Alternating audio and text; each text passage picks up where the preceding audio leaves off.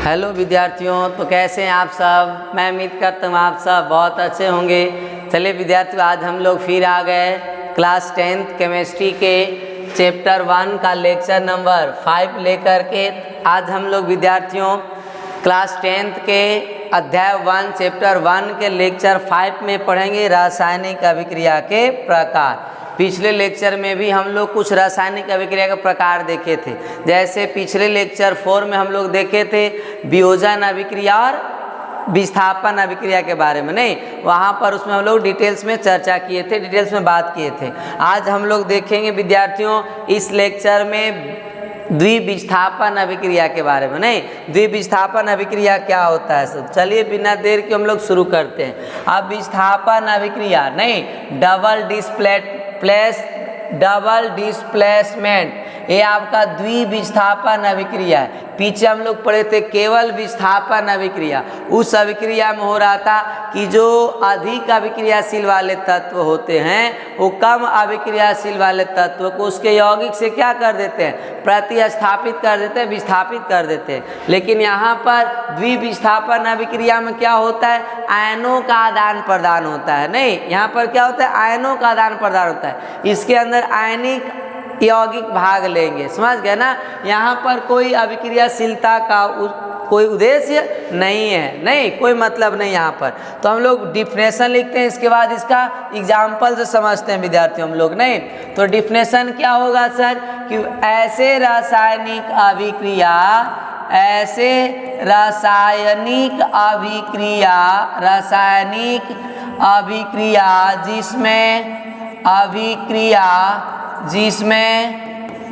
जिसमें आयनों का, किसका विद्यार्थियों, आयनों का क्या होता है, आदान प्रदान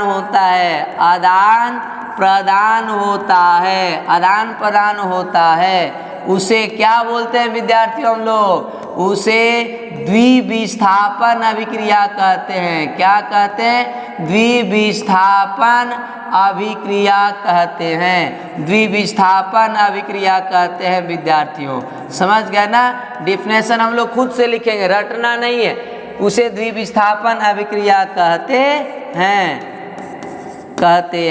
अगर विद्यार्थियों आप कंसेप्ट समझ गए तो यकीन मानिए आप डिफिनेशन भूलेंगे ही नहीं तो केवल ऐसी बस आप कॉपी में लिख लिए, उसको एक बार रट्टा मार लिए, 2-4 दिन तक याद रहेगा, फिर क्या हो जाएगा आपका, भूल जाइएगा। इसलिए हम लोग क्या करेंगे, समझने की प्रयास करेंगे। नहीं तो यहाँ पर द्विविस्थापन, द्वि का मतलब दो, विस्थापन का मतलब विस्थापित करना। नहीं तो यहाँ इस अभिक्रिया के अंदर क्या होता है, आयन विस्थापित होते हैं। नहीं, आयन का आदान प्रदान होता है, आयन बदल जाते हैं। नहीं तो इसीलिए यहाँ पर लिखा हुआ है ऐसे रासायनिक अभिक्रिया जिसमें आयनों का आदान प्रदान होता है उसे क्या बोलते हैं, द्विविस्थापन।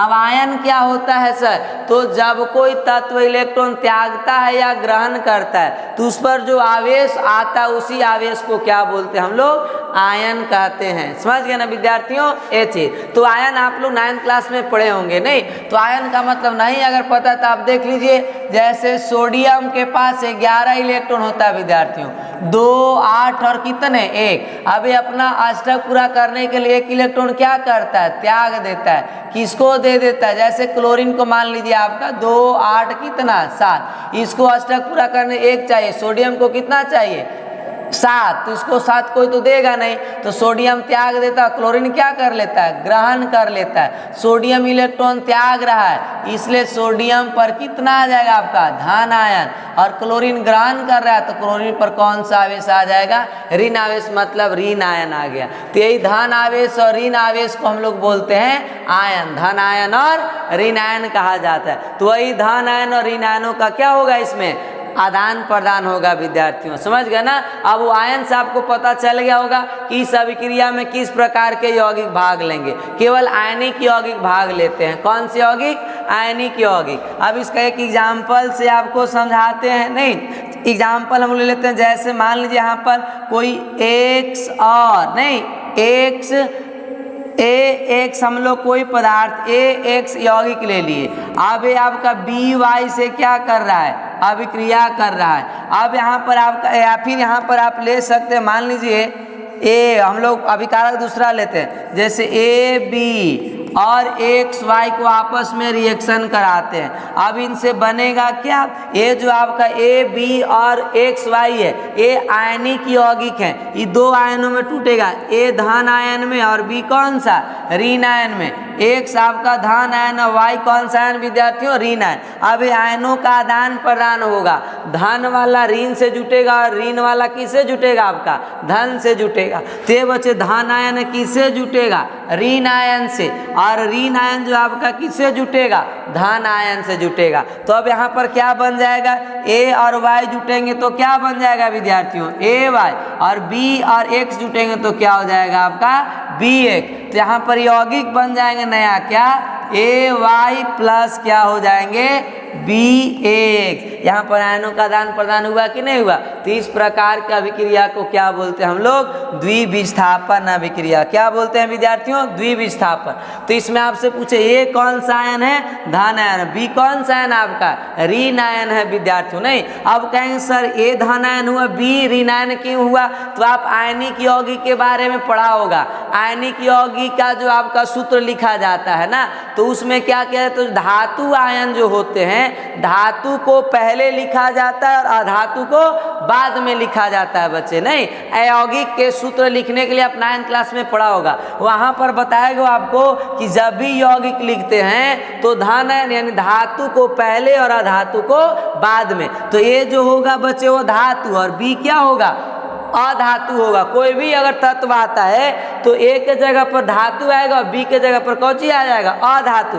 और धातु हमेशा क्या होते हैं, धन आयन, और धातु क्या होते हैं, ऋण आयन। ऐसा कि क्योंकि धातु में इलेक्ट्रॉन त्यागने की क्षमता होती है विद्यार्थियों, और अधातु में इलेक्ट्रॉन ग्रहण करने की क्षमता होती है। तो धातु इलेक्ट्रॉन त्यागता है इसलिए इस पर धन आयन, और अधातु इलेक्ट्रॉन ग्रहण करता है इसलिए इस पर कौन सा आयन आया, ऋण आयन। अब आपको क्लियर हो गया होगा कि ए पर धन आयन आया, बी पर ऋण आयन क्यों आया। उसी तरह ये भी एक आयनिक यौगिक है, जो एक्स धातु और वाई क्या है, अधातु। एक्स इलेक्ट्रॉन दिया है किसको, वाई को, क्या गो दिया है, एगो, इसलिए इस पर एगो प्लस आयन है, और ये एक इलेक्ट्रॉन ग्रहण के इसलिए इस पर एक ऋण आयन है। समझ गए ना विद्यार्थियों। तो यहाँ तो जो आपका बना ए धन आयन और कौन, वाई ऋण आयन, और प्लस बी आपका क्या हो जाएगा, यहाँ पर ये जो B और आपका कौन है X, यहाँ पर B X नहीं, आप चाहें तो यहाँ पर लिख सकते हैं X B। तो इसमें आपका क्या हो जाएगा विद्यार्थियों, जो X होगा वो आपका धन आयन और B आपका हो जाएगा ऋण आयन। तो आयन बदल गए कि नहीं बदल गए। यहाँ पर A प्लस के साथ B माइनस है, लेकिन A प्लस के साथ यहाँ कौन सी आ गया, O माइनस। यहाँ पर आपका B माइनस के साथ A प्लस है, तो इधर आपका B माइनस के साथ X प्लस आ गया, यानी कि आयनों का आदान प्रदान हो गया।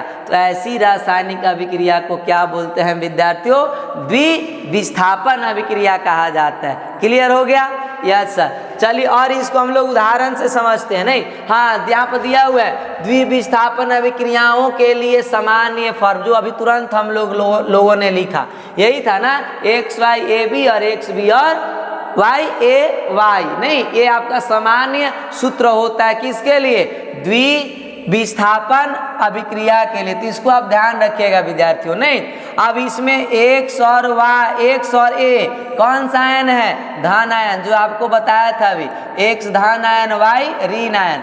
ए आपका धन आयन और बी कौन सा आयन होगा विद्यार्थियों, ऋण आयन। इनसे जो बना आपका एक्स धन आयन, बी ऋण आयन, प्लस ए धन आयन और वाई कौन सा, ऋण आयन। तो वही एक्स और ए धन आयन है तथा वाई और बी कौन सा है, ऋण आयन। ऐसी अभिक्रियाएं किसके बीच होती है, आयनिक यौगिकों के साथ होती है। ऐसी अभिक्रिया जो होता है विद्यार्थियों वो केवल कौन से यौगिक के साथ होता है, आयनिक यौगिकों के साथ होता है। समझ गए, क्लियर हो गया, यस सर। तो ध्यान रखिएगा यहाँ पर। नहीं, अब धन आयन क्यों है, ऋण आयन क्यों है, आपको बता दिए। एक्स पर धन क्यों लिखे, क्योंकि एक्स कोई ना कोई धातु होगा, वाई आपका ऋण आयन, मतलब वाई कोई ना कोई अधातु है, इसलिए इस पर क्या आ गया आपका ऋण आयन, और एक्स पर आपका कौन सा, धन आयन। वही आपका ए बी में भी ए के जगह पर कोई ना कोई धातु आएगा और बी के जगह पर कोई ना कोई अधातु। तो धातु धन आयन होता है और अधातु ऋण आयन क्यों होता है? क्योंकि धातु इलेक्ट्रॉन त्यागता है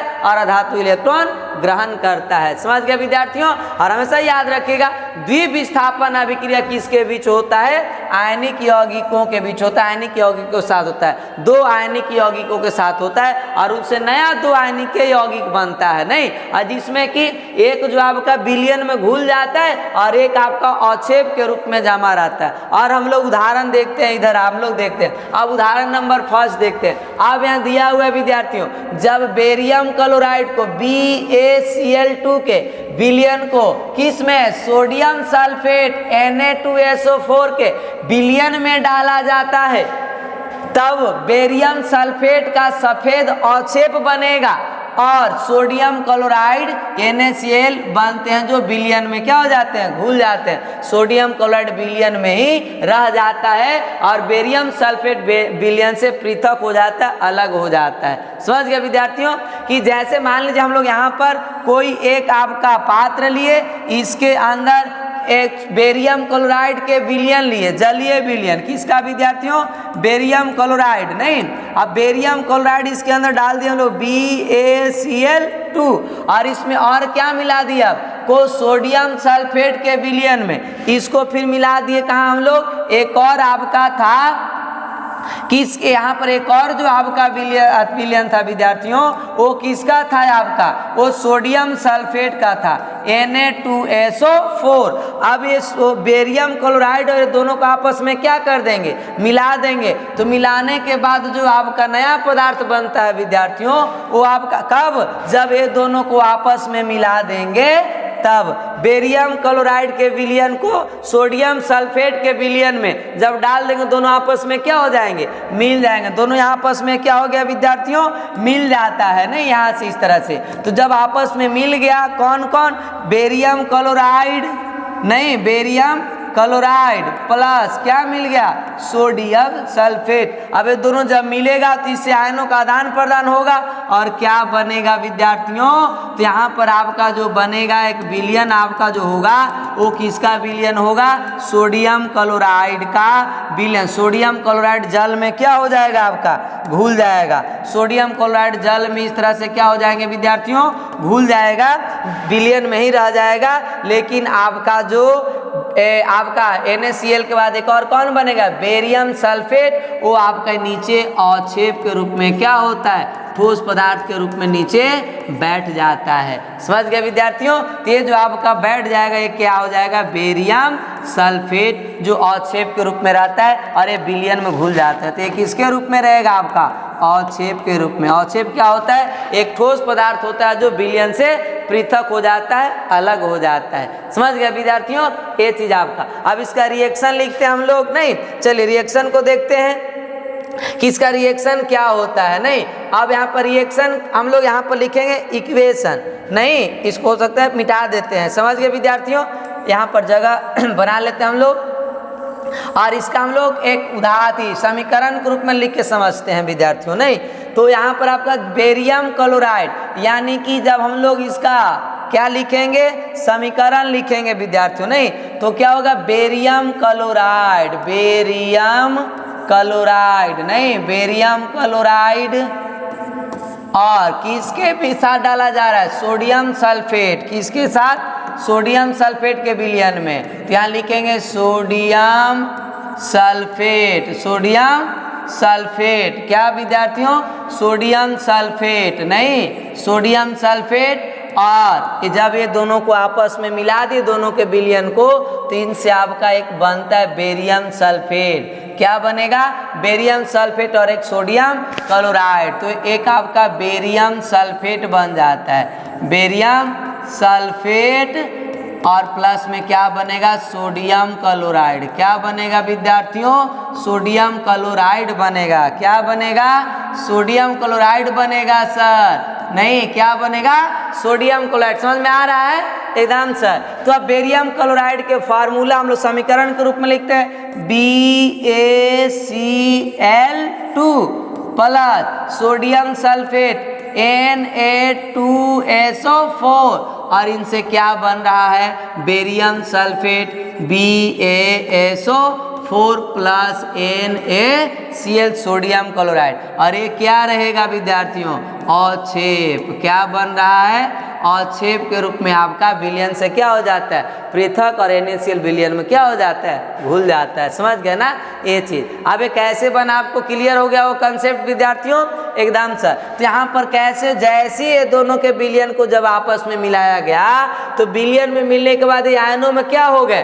टूट गए। और याद रखिएगा आयनिक यौगिक को जब भी जलीय विलयन जल के अंदर डाला जाता है तो डालने के बाद जल में आयनिक यौगिक दो आयनों में क्या हो जाते हैं? टूट जाते हैं। तो यहाँ पर ये दोनों आयनिक यौगिक आयनों में क्या हो गए? टूट गए। तो ये आपका क्या हो गया? बेरियम नहीं +2 आयन में टूट गया। Cl आपका माइनस आयन में टूट गया नहीं। और सोडियम कौन से? सोडियम धन आयन में।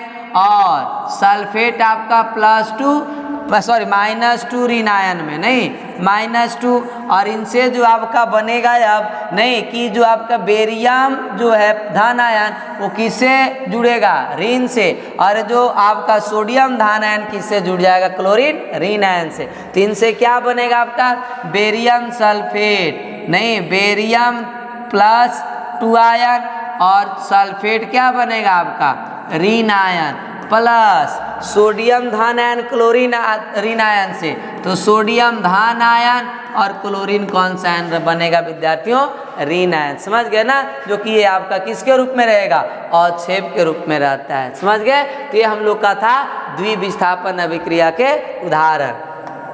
इसके बाद एक और उदाहरण है कि सिल्वर नाइट्रेट के विलयन में सोडियम क्लोराइड का विलयन डालने पर क्या बनता है? सिल्वर क्लोराइड और सोडियम नाइट्रेट बनते हैं। तो सोडियम क्लोराइड सफेद अवक्षेप के रूप में क्या होता है? प्राप्त होता है। सिल्वर क्लोराइड विलयन से पृथक होकर के सफेद अवक्षेप के रूप में बैठ जाता है। और यहाँ पर जो आपका एक बनेगा सोडियम नाइट्रेट वो विलयन में क्या रहेगा? आपका मिला हुआ घुला हुआ। तो इसका भी हम लोग लिखते हैं विद्यार्थियों समीकरण। क्या है आपका? Silver nitrate. तो यहाँ पर सिल्वर नाइट्रेट के लिखेंगे AgNO3 प्लस सोडियम क्लोराइड का विलयन है तो NaCl।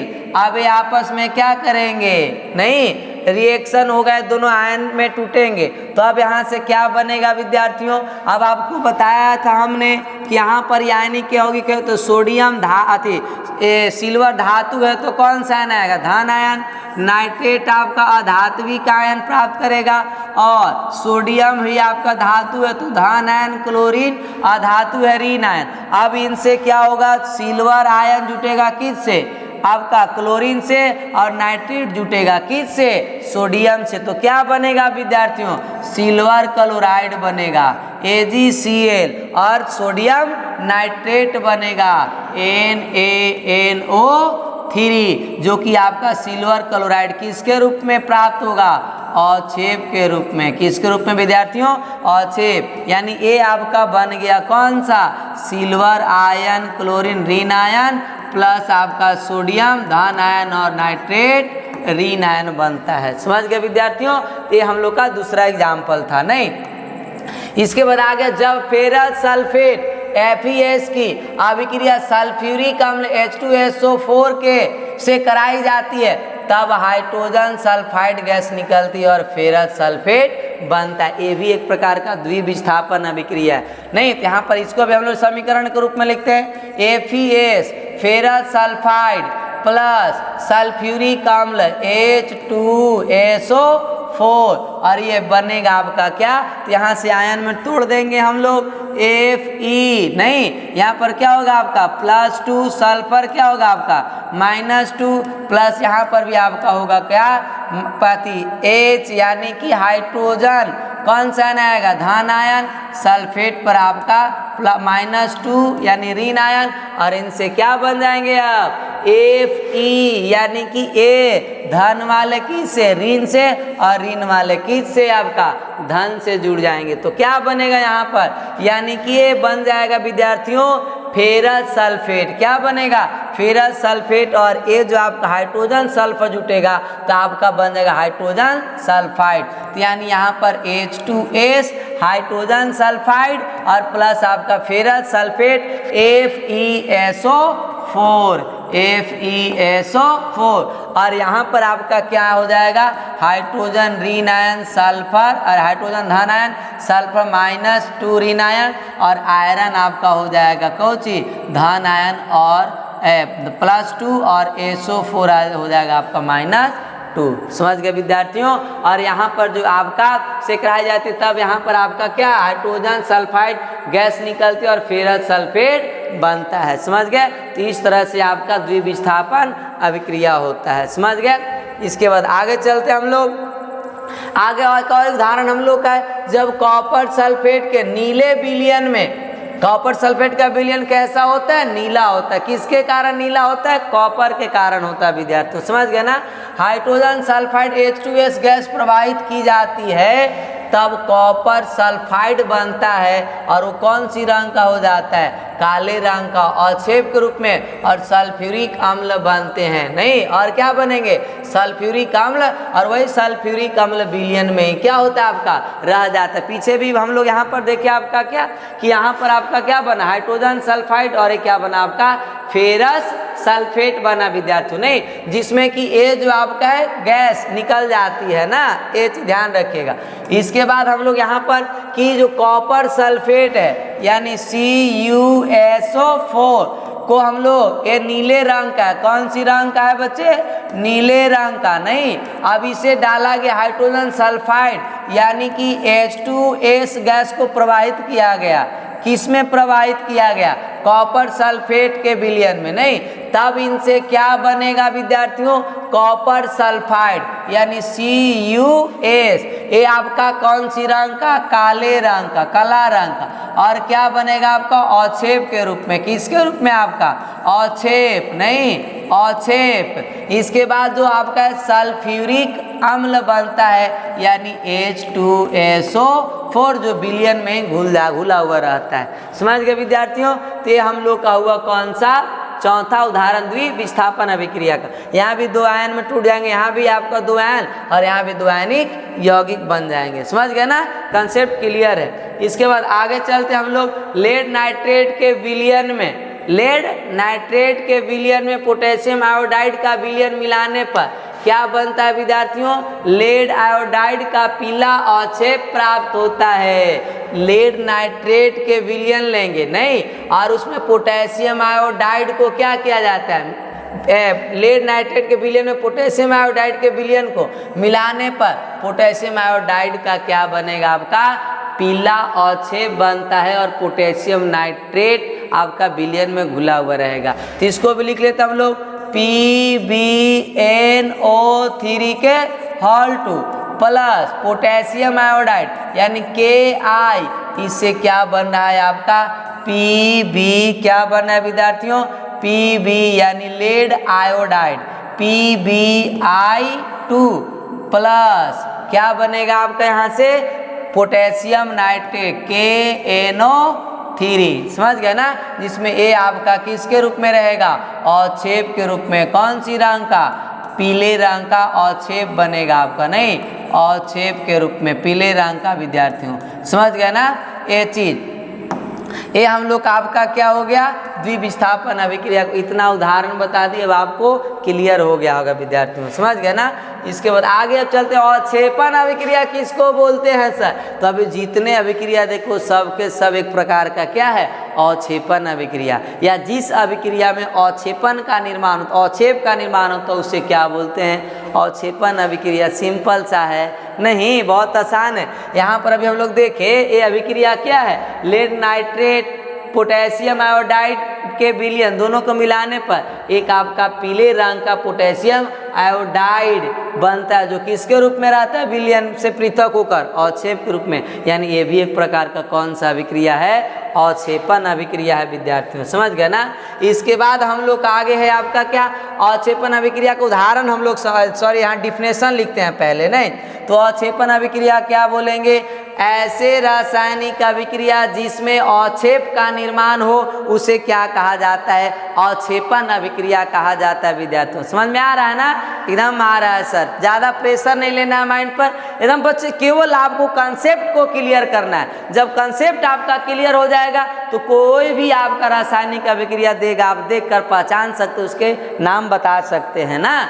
यस सर, तो इसका डिफिनेशन लिखते हैं हम लोग क्या, ऐसे रासायनिक अभिक्रिया, ऐसे रासायनिक अभिक्रिया, रासायनिक अभिक्रिया जिसमें, रासायनिक अभिक्रिया जिसमें जिसमें अवक्षेप का निर्माण, अवक्षेप का निर्माण हो, अवक्षेप का निर्माण हो, उसे क्या कहेंगे विद्यार्थियों हम लोग, उसे अवक्षेपण अभिक्रिया कहते हैं। कौन सी अभिक्रिया कहते हैं, अवक्षेपण अभिक्रिया कहते हैं। कौन सी अभिक्रिया कहते हैं विद्यार्थियों, अवक्षेपण अभिक्रिया कहते हैं। क्लियर हो गया सर, यस सर, नहीं जिस अभिक्रिया में अवक्षेप का निर्माण हो उसे क्या बोलेंगे हम लोग, अवक्षेपण अभिक्रिया कहते हैं। इसका भी उदाहरण लिखिए सर, हम लोग लिख सकते हैं जैसे सिल्वर नाइट्रेट, नहीं सिल्वर नाइट्रेट के जलीय AgNO3 को अगर सोडियम क्लोराइड के जलीय विलयन में डाला जाता है तो इससे क्या बनेगा आपका, AgCl, ये अवक्षेप के रूप में आपका प्राप्त होता है विद्यार्थियों, अवक्षेप के रूप में पृथक हो जाता है विलयन में से, नहीं तो ये यानी अवक्षेप बन रहा है, यानी अवक्षेप का निर्माण हो रहा है। इसका मतलब ये भी कौन सा अभिक्रिया है, अवक्षेपण अभिक्रिया है विद्यार्थियों, समझ गए ना। ये भी कौन सा अभिक्रिया आपका है, अवक्षेपण अभिक्रिया है। क्लियर हो गया, यस सर, नहीं तो अवक्षेपण अभिक्रिया बहुत सिंपल था।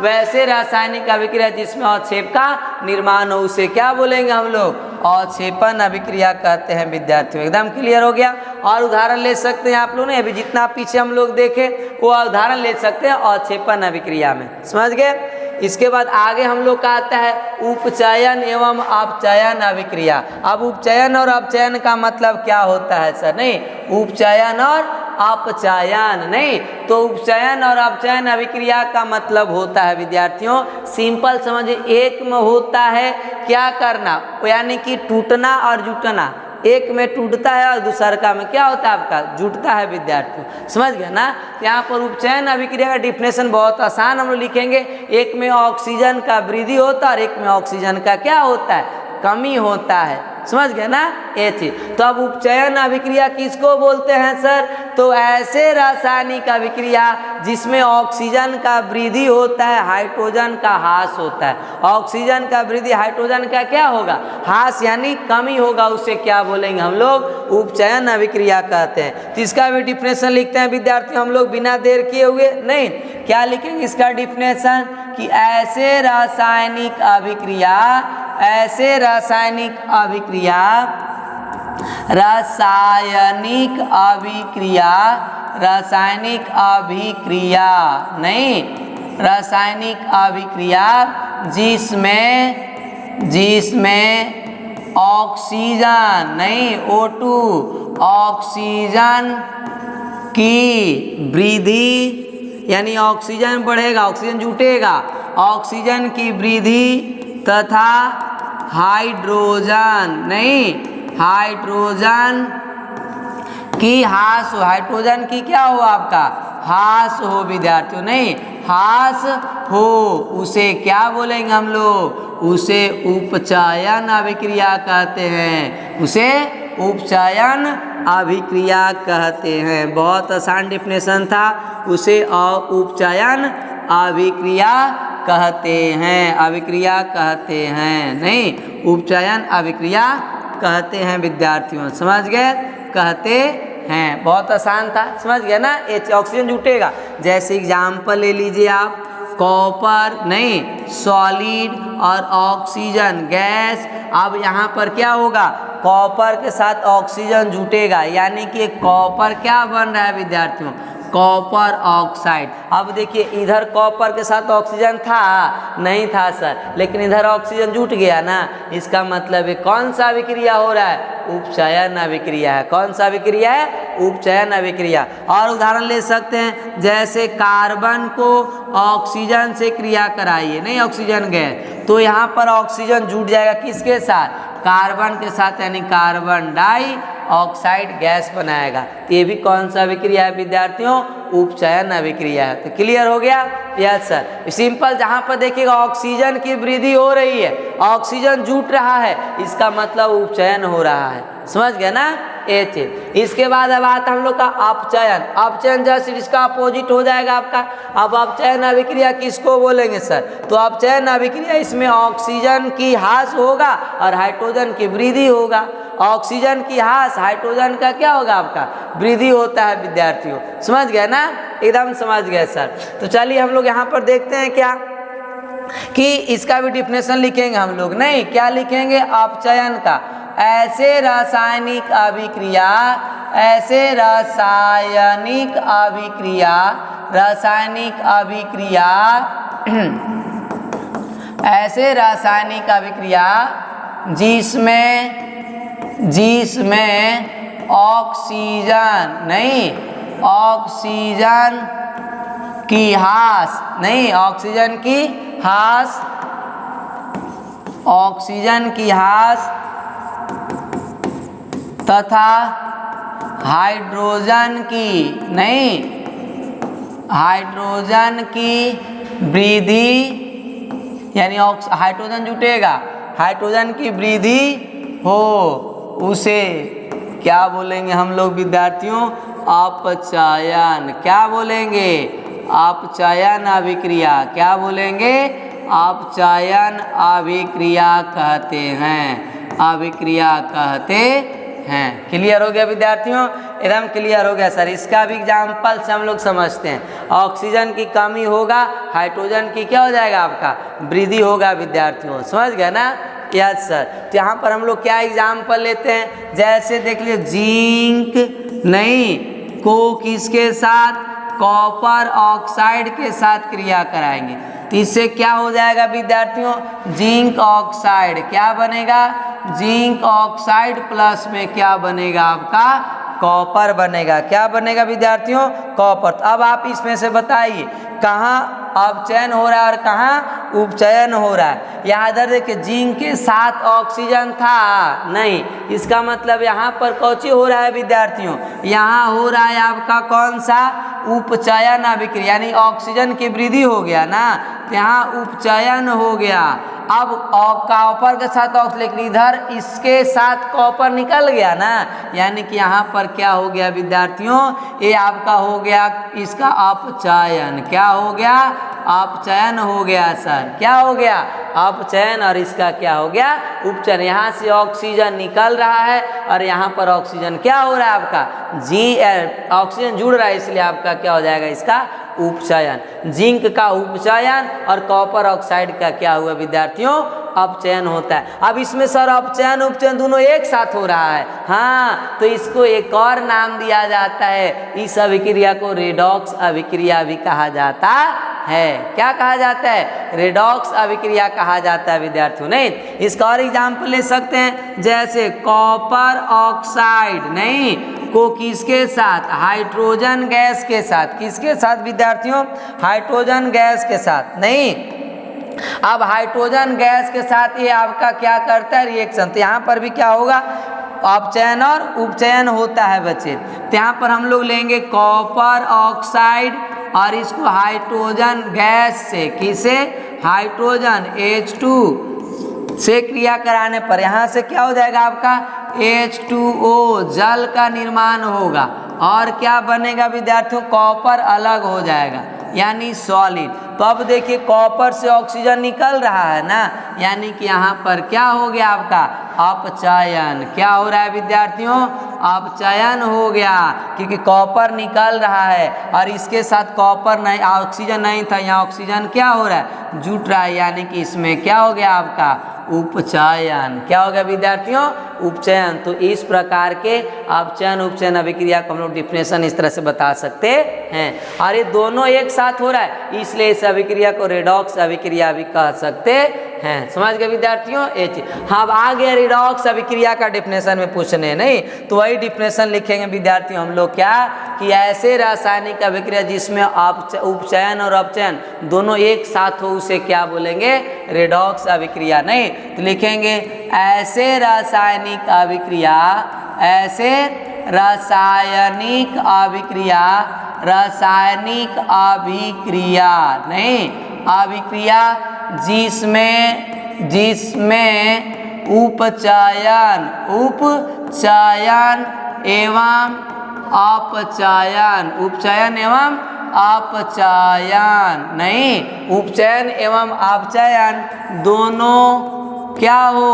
साथ। उपचयन एवं अपचयन अभिक्रिया लिख दीजिए, नहीं उपचयन एवं अपचयन अभिक्रिया दोनों एक साथ हो। दोनों क्या हो आपका? एक साथ हो। नहीं दोनों क्या हो विद्यार्थियों? एक साथ। दोनों एक साथ हो, एक साथ हो उसे क्या कहते हैं हम लोग? उसे रेडॉक्स अभिक्रिया कहते हैं। क्या कहते हैं? रेडॉक्स अभिक्रिया कहते हैं। रेडॉक्स अभिक्रिया कहते हैं। रेडॉक्स अभिक्रिया कहते हैं। समझ गए विद्यार्थियों?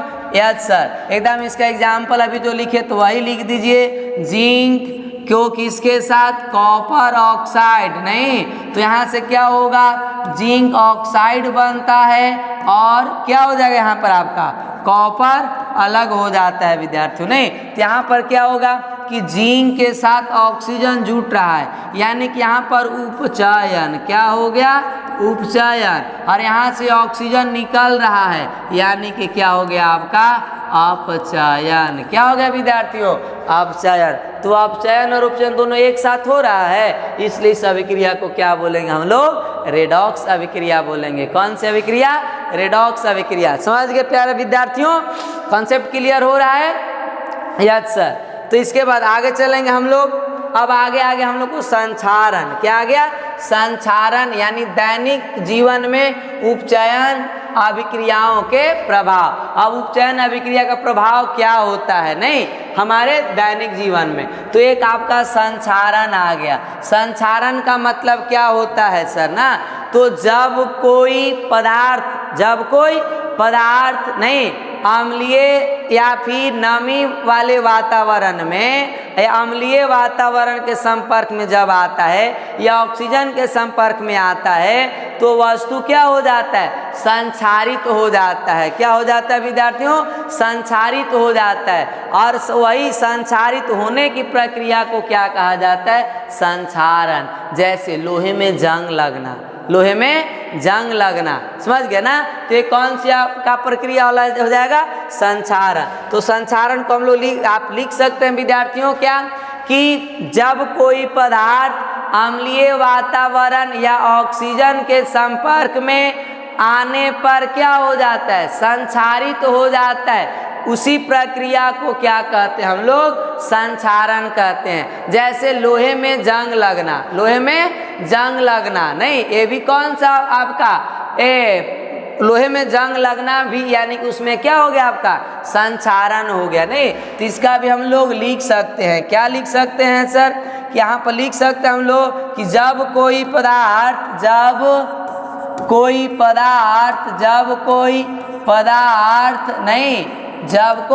पदार्थ अम्लीय या अम्लीय माध्यम या अम्लीय वातावरण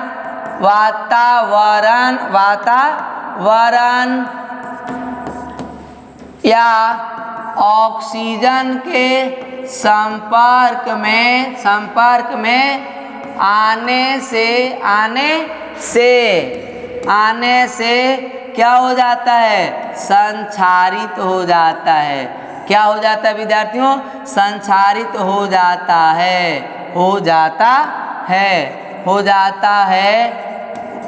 जाता है। इसी प्रक्रिया को इसी प्रक्रिया को क्या कहा जाता है? इसी प्रक्रिया को विद्यार्थियों संक्षारण कहते हैं। इसी प्रक्रिया को संक्षारण क्या बोलेंगे?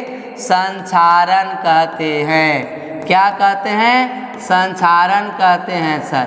क्लियर होगा डेफिनेशन कि जब भी कोई पदार्थ अम्लीय वातावरण या ऑक्सीजन के संपर्क में आने से क्या के संपर्क में आने से संक्षारित हो जाता है। इसी प्रक्रिया को क्या बोलते हैं हम लोग? संक्षारण। जैसे लोहे में जंग लगना, लोहे में जंग लगना। क्या विद्यार्थियों? लोहे में जंग लगना नहीं, लोहे में जंग लगना एक इसका उदाहरण है संक्षारण का। क्लियर हो गया? Yes sir. इसके बाद आगे चलते हम लोग। अब आगे हम लोग का लास्ट टॉपिक है इस अध्याय का विद्यार्थियों। इस अध्याय का लास्ट टॉपिक है विकृत गंधिता। अब विकृत गंधिता का मतलब क्या होता है विद्यार्थियों? नहीं तो विकृत गंधिता का मतलब हो गया कि जब कोई खाद्य पदार्थ वासा युक्त खाद्य पदार्थ को लंबे समय तक छोड़ देने पर उसके स्वाद और गंध में क्या हो जाता है? परिवर्तन हो जाता है। नहीं, उसी को क्या बोलते हैं हम लोग? विकृत गंधिता कहते हैं। मतलब उसका गंध स्मेल क्या हो जाता है? बदल जाता है। कोई भी भोजन को आप छोड़ दी 2-3 दिन तक, वो क्या हो जाता है? विकृत गंधिता हो जाता है उसमें, जिससे उसका स्वाद बदल जाएगा, उससे गंध भी बदल जाएगा उसका। यानी कि वह कौन सी प्रक्रिया हुआ? विकृत गंधिता हुआ विद्यार्थियों। समझ गए ना? यहाँ भी इसका भी डिफिनेशन हम लोग लिख लेते हैं। लास्ट टॉपिक है तो लिखेंगे यहाँ पर क्या कि वासा युक्त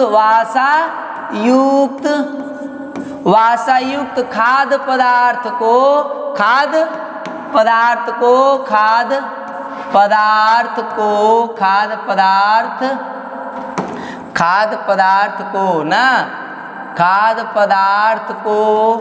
लंबे समय तक छोड़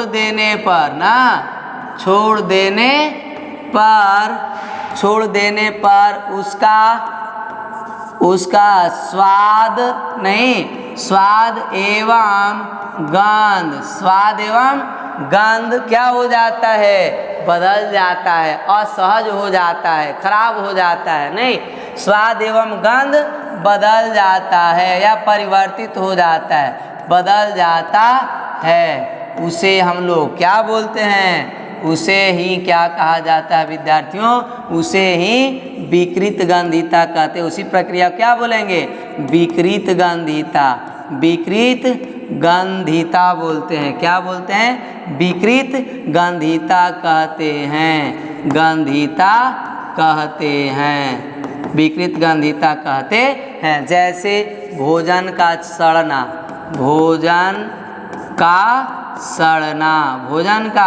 सड़ना यानी भोजन को जब लंबे समय तक छोड़ दीजिए तो क्या हो जाता है? वो सड़ने लगता है, खराब हो जाता है। समझ गए ना? अंगूर को सड़ना वो सब क्या हो जाएगा आपका? विकृत गंधिता हो जाता है। यानी भोजन का सड़ना एक प्रकार का क्या है? विकृत गंधिता है विद्यार्थियों। समझ गए ना ये चीज?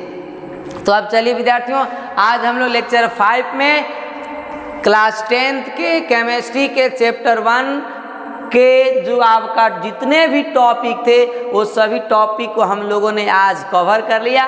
पूरी टॉपिक को पूरे बिंदास तरीके से हम लोग कॉन्सेप्ट क्लियर के साथ हम लोग पढ़े। तो अब विद्यार्थियों आज हमारे आपके चैप्टर का ये लास्ट टॉपिक है और अब हम लोग अगले लेक्चर में यानी कल इस चैप्टर्स के रिलेटेड जितने भी क्वेश्चन हैं वो सभी क्वेश्चन को एक एक करके हम लोग देखेंगे।